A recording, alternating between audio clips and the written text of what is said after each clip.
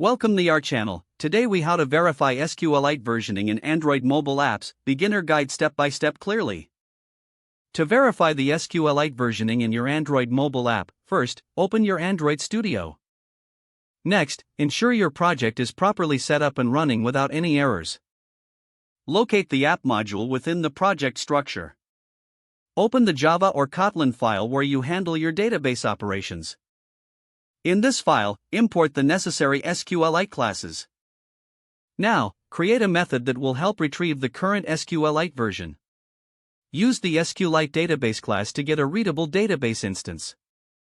Call the getVersion method on the database instance you just created.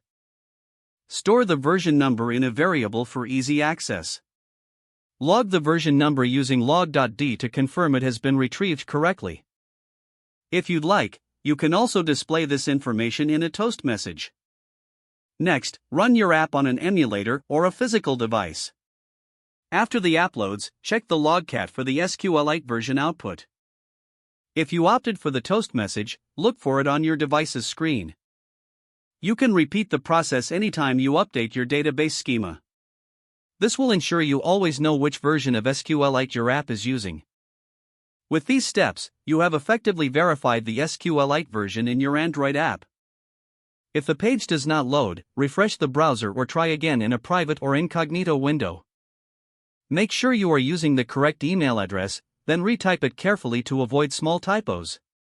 If your password is not accepted, use the reset option and create a new strong password you can remember. Check your spam folder for verification or security emails, then complete any requested confirmation steps. Enable two-factor authentication if available to improve account security and reduce unauthorized access risk. After signing in, review your profile details so your contact information and settings are accurate and current. If you see an error message, note it down and try again after restarting your device and internet connection.